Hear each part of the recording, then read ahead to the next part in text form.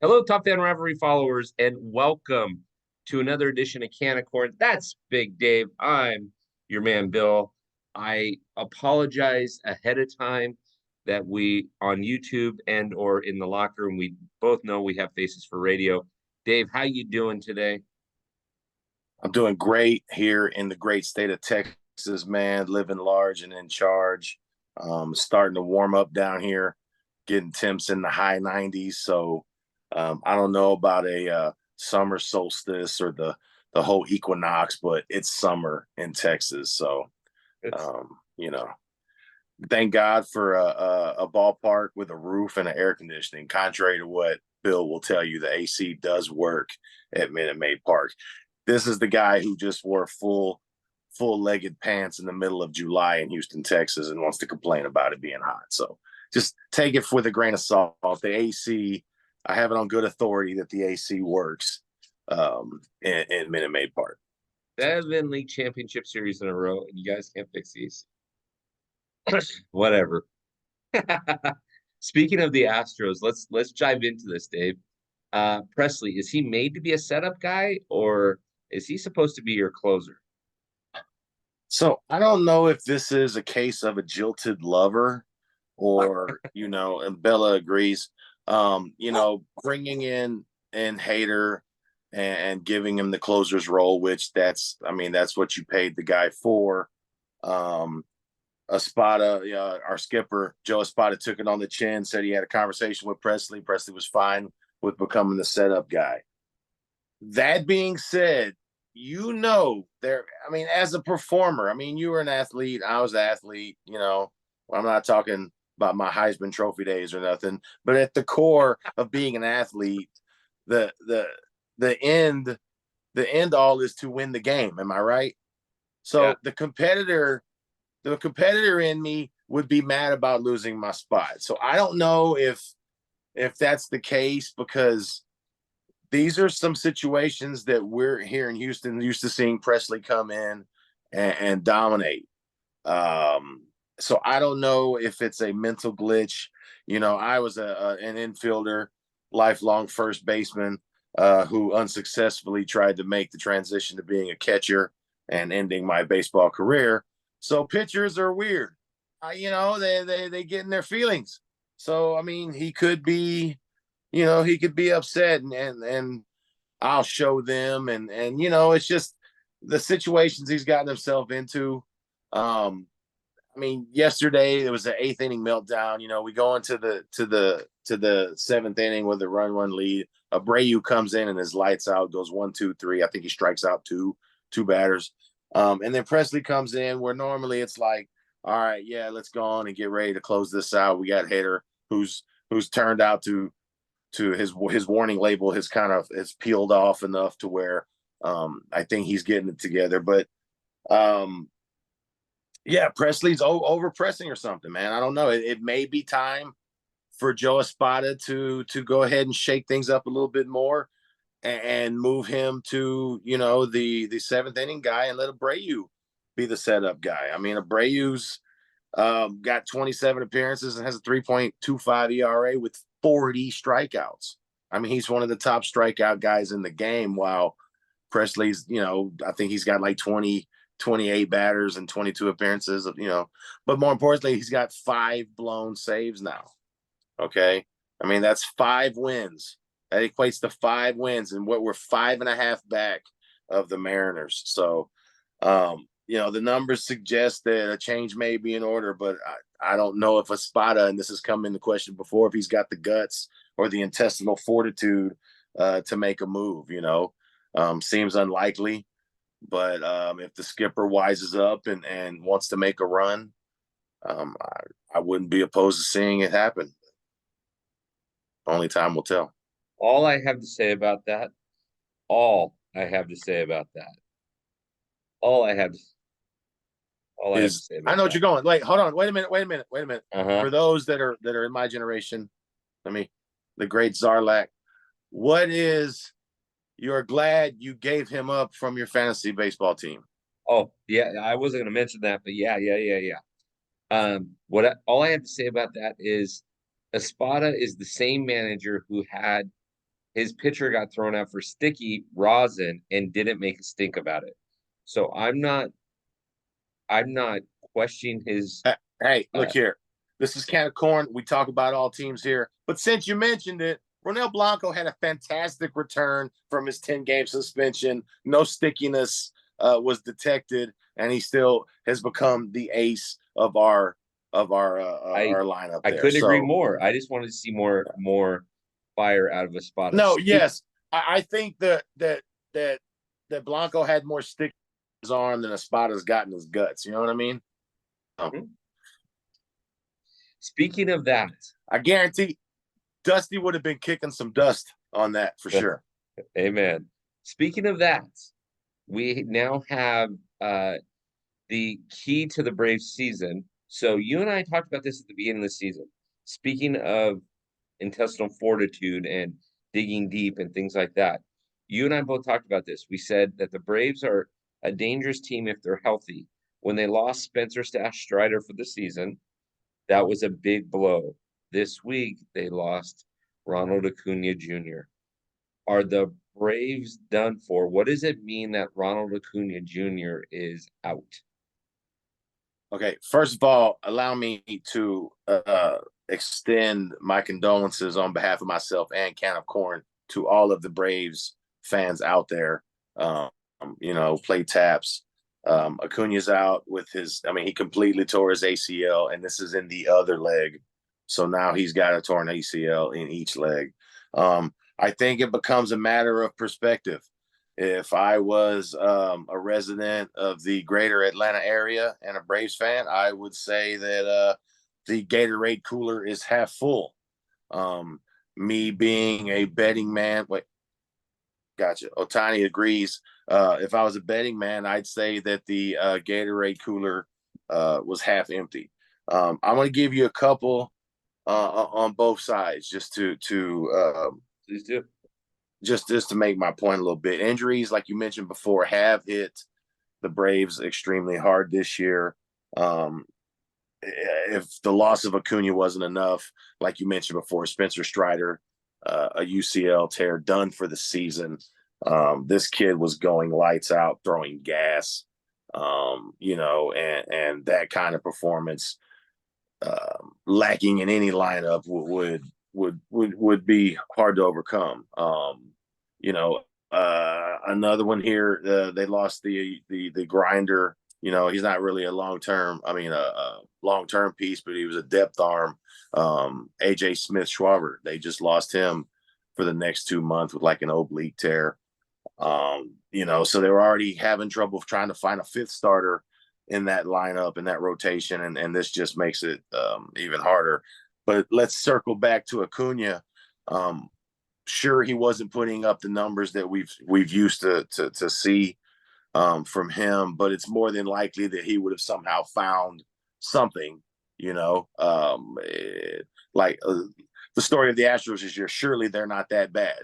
He would have done something which any performance by that, he's an all-star caliber player, that missing performance is going to hurt any team.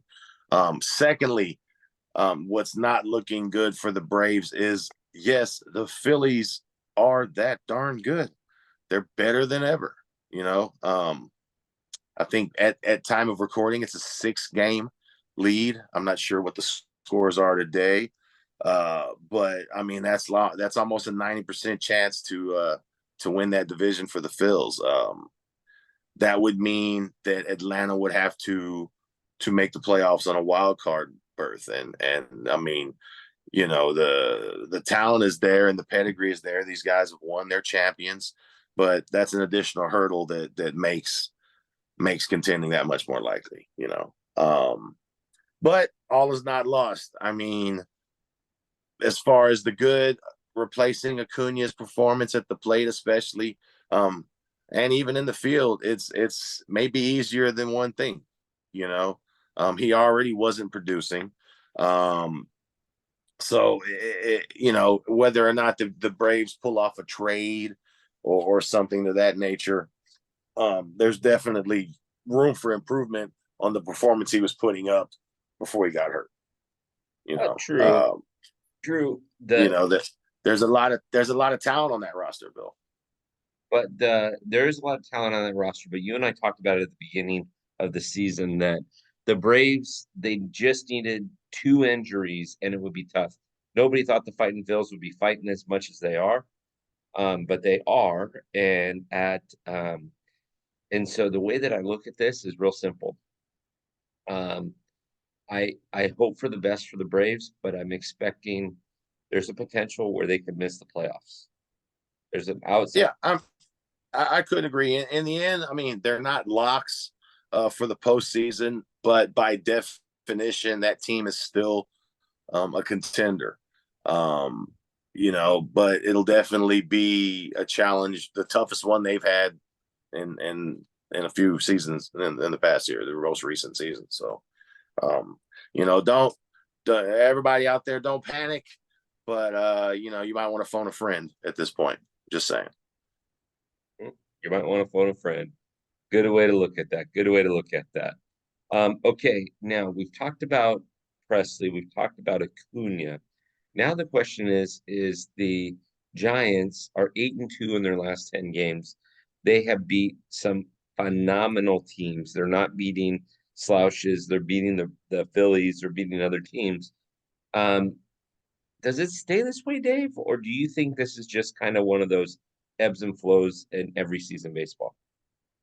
Well, ladies and gentlemen, this is the part of the episode of Can of Corn brought to you on behalf of Top Fan Rivalry. You can watch this free of charge right now at YouTube. Catch a couple of other episodes for free. And if you want to see more, please dip on over to TopFanRivalry.com. Get your locker room access, okay? While you're here, we're going to make Bill squirm and talk about how good the San Francisco Giants really are, okay? He may have those blue shaded glasses on and the smog covering Chavez Ravine, maybe blocking the view a bit. But it was, people were wondering, like you said, if the Giants were playing much better baseball or if they had just played a series of bad teams. Well, the wait's over. Okay. Walk-off sacrifice fly on Tuesday. They beat the red hot Phillies. Clinched the series. That was another series over a winning team that they've taken. I think they're like 10 of the last 12 and won 4 consecutive series, starting with beating what team? What team did they start this on, this little thing on? That's right, the Fighting Trolley Dodgers of Los Angeles. Okay. But much to the chagrin of Dodger fans, Mikey, I know we're filming later. You can give it to me later. But Zach Wheeler is pitching like someone who might finally take home a Cy Young trophy. Okay. The kid is bringing it. And let's be honest, the rest of the NL West is the talent is there. I mean, you've got 4 teams over 500. I think everybody except the Rockies could contend there. But if the Giants continue on this, I can definitely see them taking the spot that the Padres were holding as the people that are giving the most problems to the Dodgers there. But they got to keep it going. Their schedule doesn't get any easier. They got the Yankees at home for 3 games. And then they go on the road for the Diamondbacks, who just lost 3 straight. And it's hard for a team to just lose like that. So, numbers are bound to turn. And then they're in South Louisiana to face the defending champs. Sorry, for 3 games. And then back home against the good guys in orange, the Astros, and some team from Anaheim or LA, the Angels or whoever. Mike Trout's mom's old favorite team. But yeah, the reality of it is they're probably going to have to win that division to make the playoffs. So whether or not they can continue this hot streak and bring a tear to dear old Bill's eye, only time will tell. But I am definitely cheering for any team in orange this year. So, and it's a nice place to watch a ball game. So I'm just saying. So any team in orange, Any team in orange. Let's go, Orioles. Hey, I'm cheering for the Orioles if they're playing the Dodgers or the Rangers. You know what I'm saying? Oof, oof. Well, I just have to point this out.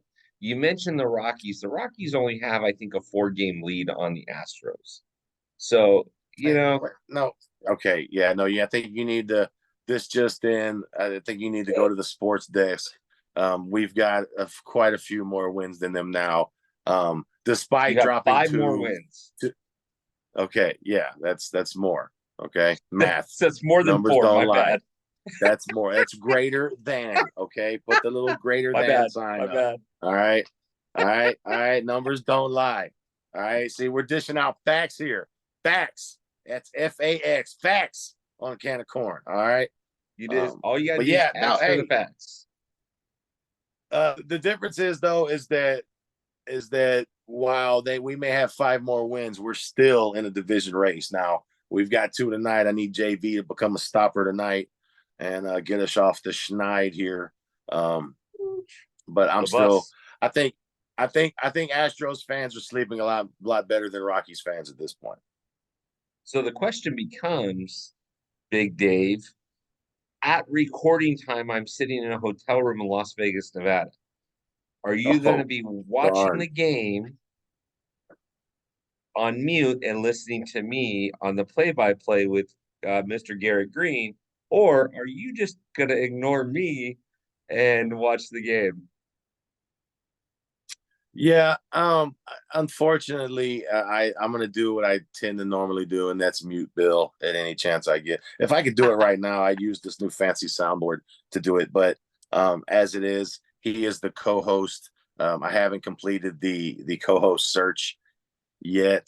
Applications, get your applications still in, send them to Big Dave at TopFanRivalry.com, and we'll get you processed, man.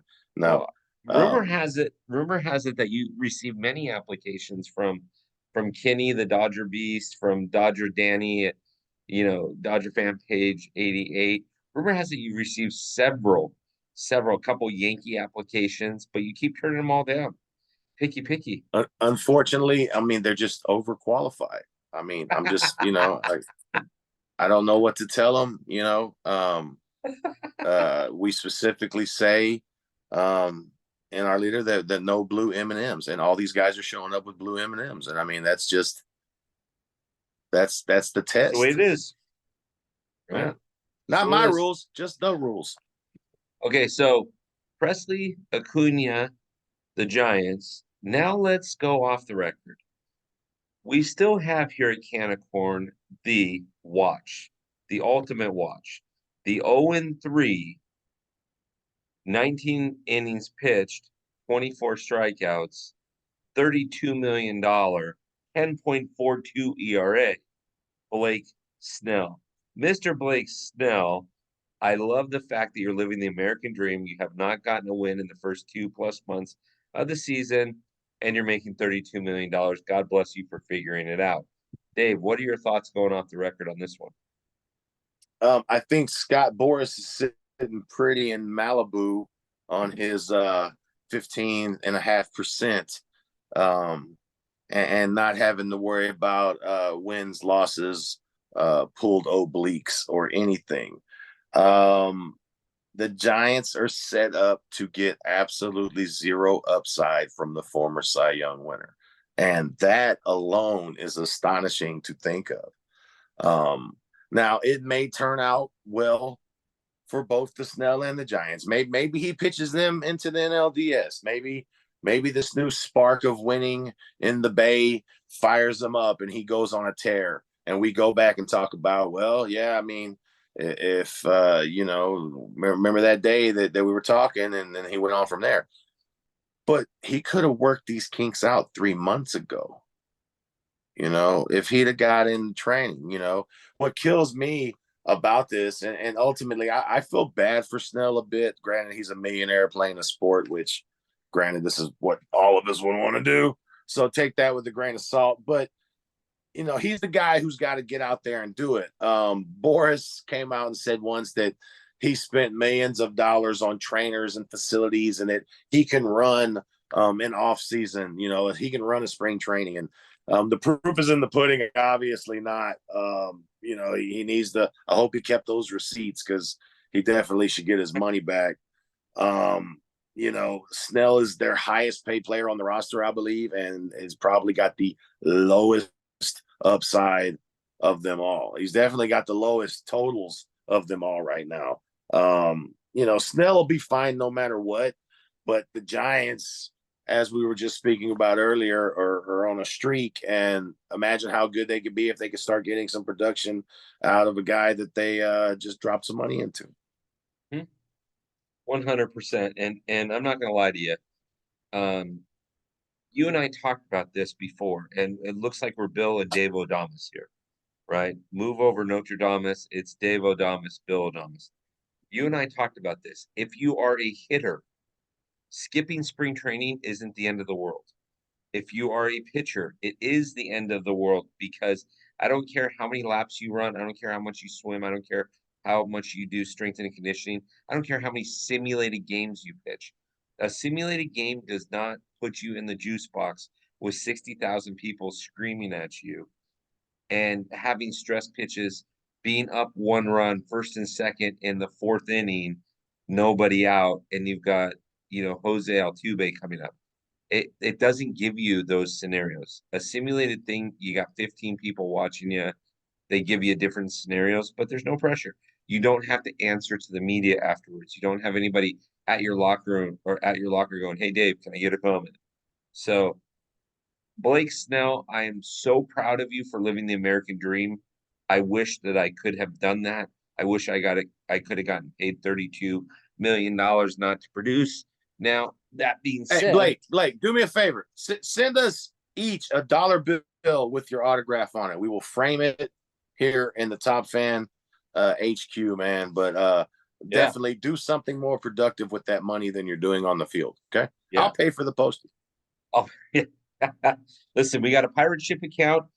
Megan will send you the shipping labels. We're good to go. Life is good. There we go. All right, so Dave, I love our agenda today, and I love kind of breaking down. I love the research. Any final thoughts as we wrap this thing up? As we've thought about this, any other thoughts? Hey, look, every once in a while, it's good to have a 1, 2, 3 inning. It was good to get in here, lay down some good facts so you can absolutely rule the conversations at the water cooler the next day. But that's what we do here on Can of Corn, man. Each and every serving gives you all of your daily nutrients in baseball, okay? Across the board. You got a Dodgers fan like Bill, you got Astros fans like me, but we talked about all teams today. So, please, thank you for tuning in. Like I said, mash that subscribe button. You're enjoying this content absolutely free of charge on YouTube. And if you already listen to us, wherever you listen to your podcast, once again, thank you on behalf of myself and Baseball Bill for tuning in to Can of Corn. Tune in next time. You never know what we'll be talking about, but one thing for sure, we'll be talking about baseball. Okay. One thing for show. We're talking about baseball. So, all right, Big Dave, I love it. Now, if for some reason they are on the website and they need to grab something, because let's face it, I don't think you've seen it yet. In fact, Dave, would you like a sneak peek as we are having a conversation right now? Would you like a sneak peek at something? Wait, hold on. I'm checking with legal. Yeah. Legal said it's good. Okay, it's good to go. Legal Yes, said legal it's said go good. ahead. Okay. I just sent you a message of the TFR 4th of July shirt. Now, tell me you don't need this bad boy. Tell me you don't need 8 of these, because people are going to want to get them, and then they're going to need a discount code, which you're going to give them here in a second. But can you see the shirt? That is Star Spangled Spectacular. Okay. That is better than a night game on the 4th of July with fireworks afterwards. Okay. And free hot dogs. Look, I'll pay for a hot dog with a shirt that nice. I'll be honest with you, Bill. Okay. A shirt that nice, you know. I definitely want to invest in extra napkins because you don't want to drop mustard on it. But look, go over to TopFanRivalry.com. Go into the shop soon. Is that shirt out now or is it coming soon? It will be launching on June 1st with the newsletter. There you go. June 1st. But look, don't wait till June 1st. Go right now. Get all your merch there. We got great t-shirts. We got your dugout mugs. You want a baseball card made with your face on it. You got a grandson who's playing Little League and you want a great gift for Father's Day. Go on and get your baseball cards done there exclusively at TopFanRivalry.com. Use the discount code Big Dave. BIGDAVE, everybody's big homie. Not only am I giving out free hugs, I'm giving out free 10% discount codes. How better does it get? Okay. I got it on good authority. That code will work across the board. Okay. Across the board. In merch, in the shop. If you want to get locker room access, your dad loves baseball, go on and get them locker room access. There's tons and tons and tons of great content for all baseball likings, all fans, for the fans, sports talk, for the fans, by the fans. Sports talk, fan that's involved. what we're here for. It's all that. Sports talk, fan involved. I missed the plug, but that's okay. Yeah, you're good. All right, Dave. We will see you next week. Top Fan Rivalry followers, we can't wait to give you some more. This episode was under a half hour, which is pretty abnormal, but Dave knows. Real quick, before we jump off, I'm sorry. I don't mean to cut you off, but something happened today that we should definitely give some kudos to, and that is that the Negro League stats have now been integrated with the Major League records.